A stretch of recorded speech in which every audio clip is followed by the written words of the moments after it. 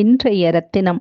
பிரம்மரிஷி விஸ்வாமித்திரர் மேலும் கூறினார், ராமா, அக்னிக்கு ஒப்பான தேஜஸை உடைய காஷ்யப்பர் தம் தர்ம பத்தினி அதிதியுடன் கூட பல ஆயிரம் தேவ ஆண்டுகள் தவம் செய்து அந்த விரதத்தை பூர்த்தி செய்து வரங்களை கொடுக்கும் பகவானை பிரீத்தி செய்தார்.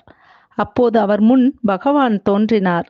தவத்தாலேயான திருவுரு தவக்கூட்டங்களின் தொகுதி உருவெடுத்து வந்த தவம் தவச்செல்வர் ஆகியவரும் புருஷோத்தமருமான தங்களை தீவிரமாக செய்யப்பட்ட தவத்தின் பயனாக தரிசிக்கிறேன். பிரபு, தங்கள் சரீரத்தில் இவ்வுலகங்கள் அனைத்தையும் காண்கிறேன். தாங்கள் அனாதியானவர், இன்னதென்று புரிந்து கொள்ள முடியாதவர். தங்களை நான் சரணடைகிறேன் என்று பணிந்தார்.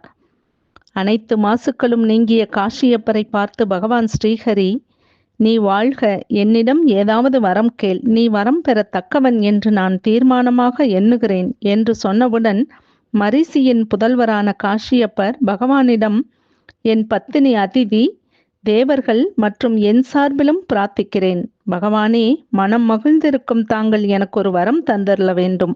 மாசற்ற மாமணியே, பகவானே, என் பத்தினியான அதிதியிடம் மகனாக பிறக்க வேண்டும். அசுரர்களை வீழ்த்துபவரே, இந்திரனுடைய இளைய சகோதரனாக தாங்கள் ஆக வேண்டும். துயரத்தால் தவித்து கொண்டிருக்கும் தேவர்களுக்கு உதவி செய்ய கடவீர். எண்ணங்கள் கைகூடும் இடம் சித்தாசிரமம் என்ற இந்த இடத்தின் பெயர் தங்கள் அருளால் பொருள் பொருந்தியதாக ஆக வேண்டும் என்று கேட்டுக்கொண்டார். தமது பக்தனின் வேண்டுகோளுக்கு இணங்க மிகவும் தேஜஸுடைய மகாவிஷ்ணு அதிதி தேவியின் கர்ப்பத்தை அடைந்தார்.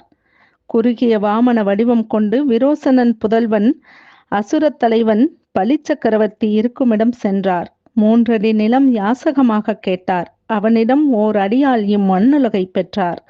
எல்லா மக்களின் நலனிலும் அக்கறை கொண்ட பகவான் இன்னொரு அடியால் மேலுலகத்தை பறித்து கொண்டார்.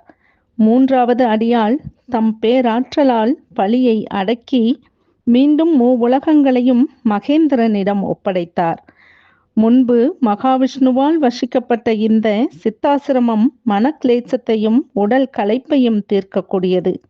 ரகுநந்தனா, வாமனரிடத்தில் எனக்குள்ள பக்தி காரணமாக நான் இங்கே வசித்து வருகிறேன். வேள்விக்கு இடையூறு செய்யும் அரக்கர்கள் இந்த இடத்திற்குத்தான் வருகிறார்கள். ஆண் புலியே, தீய நடவடிக்கைகளில் ஈடுபடும் அவர்களை இங்கேதான் சம்ஹரிக்க வேண்டும். இனி நாம் புனிதமான சித்தாசிரமம் நோக்கி செல்வோம் என்று கூறிக்கொண்டு ஸ்ரீராமரையும் லக்ஷ்மணரையும் உடன் அழைத்து கொண்டு முன்னோக்கி நடந்தார். தொடர்வோம்.